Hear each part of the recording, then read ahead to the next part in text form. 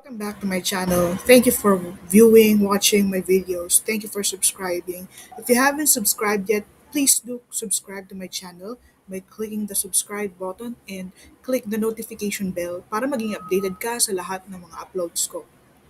Alright. So ngayon, ang pag-uusapan natin ay paano magpa-medical, magpa-book ng appointment, ano yung procedure, at magkano yung babayaran. So medyo nasa end stage na tayo ng application process natin, and I hope kung nandito ka na sa process na to, everything went smoothly, and up until now wala tayong nagiging masyadong malaking problema sa application natin. No? So ayaw natin ng stress. Gusto natin smooth lang. Alright, so paano ba tayo magpapamedical and kailan tayo magpapamedical? So, una, kailan? Ah, pwede kasing, pwede nyo kayong magpa-medical upfront. Hindi nyo nahihintayin yung notice ng IRCC kung nakapagpasa na kayo ng work permit. Pero dapat magpasa muna kayo ng work permit application bago kayo magpa-medical. Kasi per dun sa medical na pinuntahan ko, 6 months ang validity ng medical. So, pwede naman kayong mag-upfront bago hindi nyo nahintayin dumating yung request letter ng IRCC for medical. Pero wag agad-agad. Ay, ako personally, wag muna kayo magpapamedical kasi baka magtagal yung application tapos mag-lapse na yung medical ninyo. Wala pa kayo dun sa hindi pa nabibigyan ng desisyon yung ano nyo, yung application nyo. So ako, ang ginawa ko, hinintay ko muna dumating yung request letter from IRCC bago ako nagpa-medical. Pero more or less, ang hinintay, nagpasa kasi ako July 14, mga after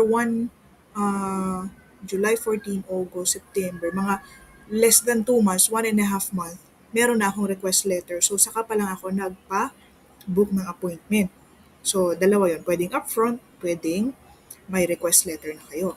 So, ano nga ba yung process? Paano kayo magpapa-medical? So, sandali lang kasi nalobat ang ating laptop. Ayan. So, una, kailangan nyo munang magpa-book ng appointment. So, meron tayong dalawang option. Pwede kayo sa St. Luke's or pwede kayo sa IOM sa Makati. So, in my case, ang ginamit ko is yung IOM. So, kung prefer nyo mag-St. Luke's, pwede kayong mag-search ng iba pang videos or sa Google nyo na lang kung ano yung proseso para naman sa St. Luke's, kung ano yung procedure at fees. Okay, so IOM tayo. Alright. So, paano magpa-medical sa IOM? Bawal po ang walk-in. So, kailangan nyo munang magpa-book ng appointment. So, paano kayo magpapabook ng appointment? Kailangan nyo pong i-download itong Canada appointment form na ito. Kailangan nyo siyang fill upan. So, ito, pipiliin nyo with IME 1017E form. Ito ay kung meron na kayong request letter.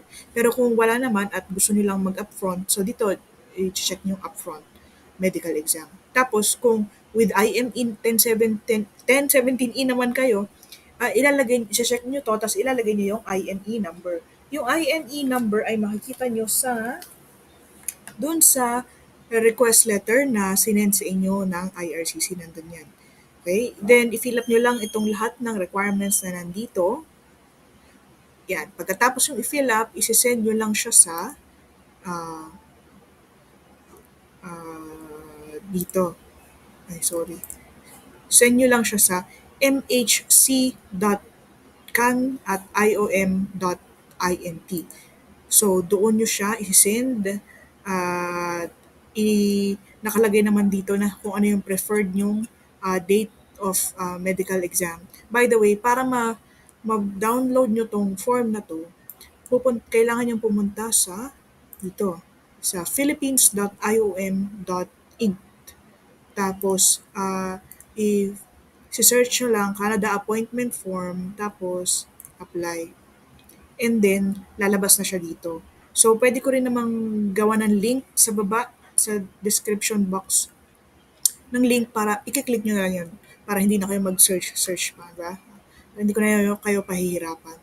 Okay. So, once na-send nyo na, usually nagre-reply sila mabilis lang within the day kung sa medyo early in the earlier part of the day kayo nag-email, magre-reply sila. So in my case, nag-reply sila agad. Tapos na-confirm naman nila yung gusto kong date. Tapos binigyan nila ako ng time. Nakalagay doon kung anong time yung available. Ngayon, kung hindi nyo gusto yung time na yun, kung gusto nyo ng later or magpalit ng time, pwede nyo sila i-email kasi kailangan nyo mag-reply sa email to confirm or kung meron kayong request na ibang oras. Okay? Pero depende yon kung may slot pa. Ilalagay nila kayo sa waitlist. Nakalagay naman din kasi yun sa email. Kung ma-accommodate kayo doon sa schedule na yun. Okay, so once confirmed na ang inyong um, medical exam appointment, magsisend sila ulit ng another email bago kayo, mga a day before kayo mag-medical. So, ang laman nun ay mga additional requirements na mga kailangan yung dalhin. So, ano-ano ba yung mga kailangang dalhin? Okay, so isa-isahin natin, no? Bale, dito sa, kung meron kayo nito, yan, sorry, medical instruction, yan, letter. Nakalagay dito yung mga requirements. Kailangan yung i-print out yung letter na sinend ng IRCC. Then, kailangan yung magdala ng passport, tapos dito sa, maliit nga pala yung screen, no? Tapos, ano ba yan? Pinakita ko pa yung medical instruction. So, basta ang requirements for medical is yung kung upfront kayo, hindi nyo na kailangan ng medical instruction copy.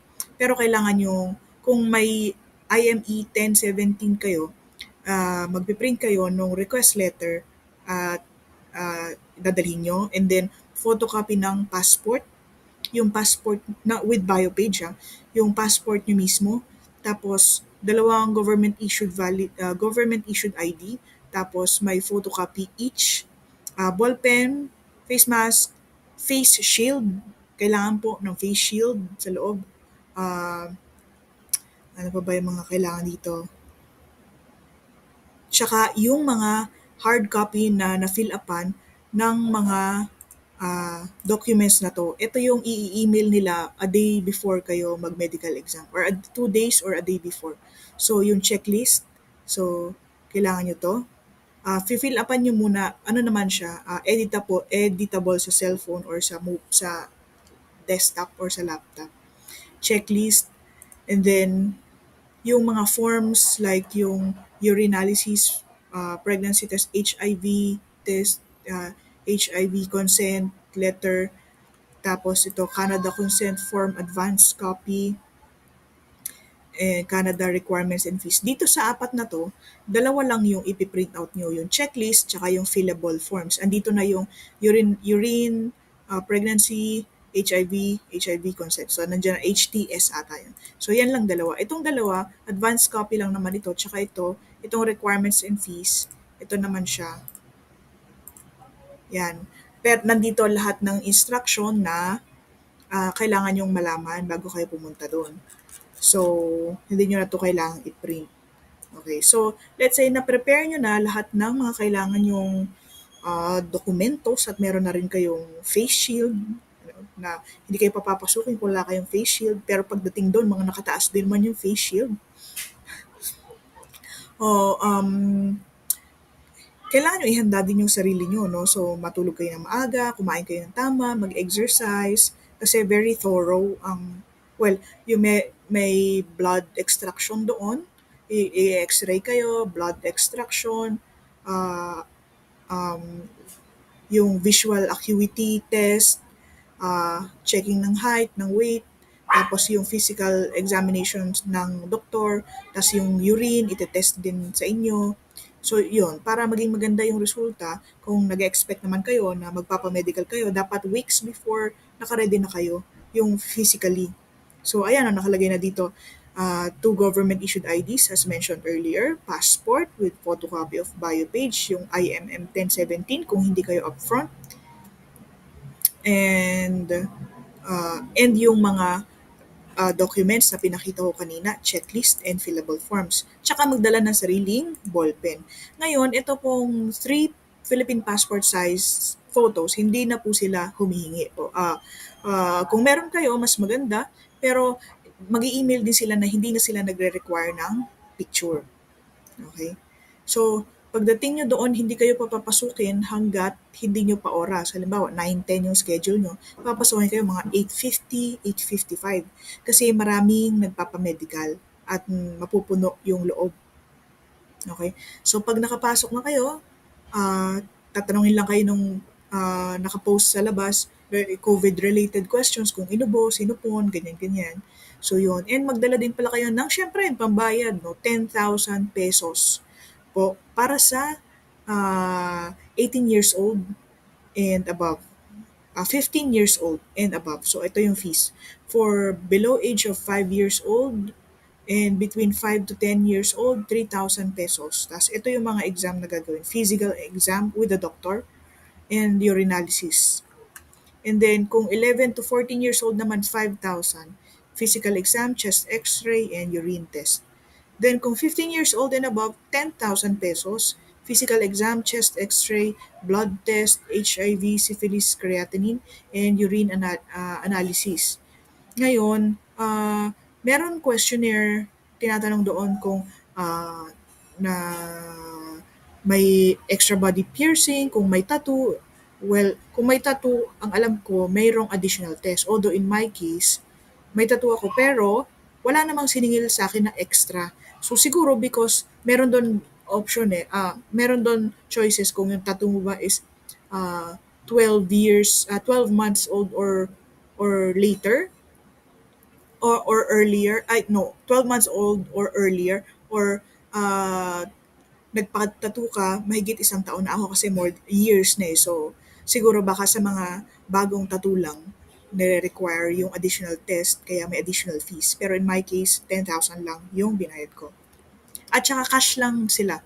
So, bawal yung debit, credit. So, kung nakalimutan nyo magdala ng cash, mag-withdraw muna kayo kasi cash lang po ang tatanggapin. Hindi kayo makukuhanan ng, hindi kayo ma-medical kung wala kayong cash na ipambabayad. So, yun. Ang unang, ano pa ba yung ibang kailangan nating i-discuss dito bago ko i-share sa inyo yung experience ko doon, kung anong pwede nyo i-expect. So, ayun. So, uh,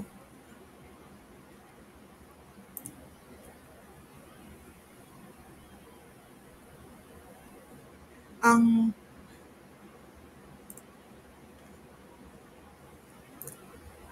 hala, wait.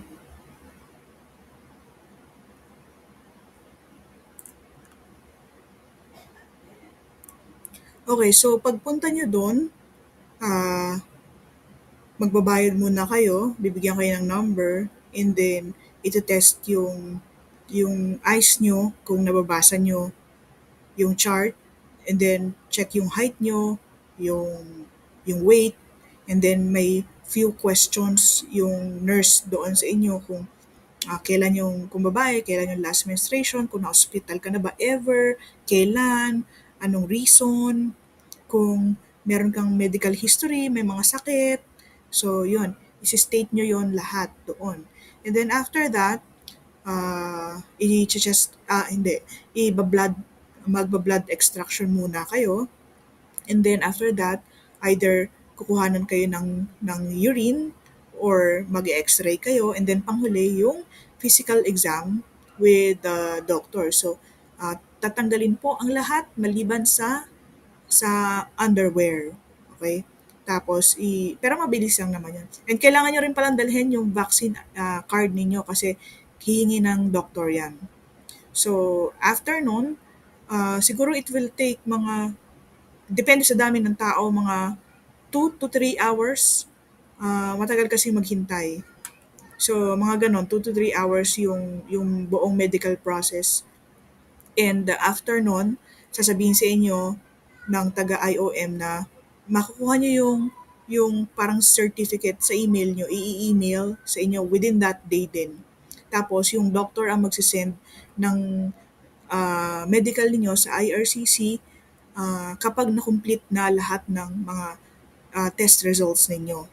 So, hindi nyo pa siya makikita kagad na nag-reflect kasi hindi ko alam gaano katagal bago lumabas yung mga test results. Saka pa lang yun maisisend ng taga-IOM sa IRCC and for evaluation pa siya. So, final approval will be coming from IRCC.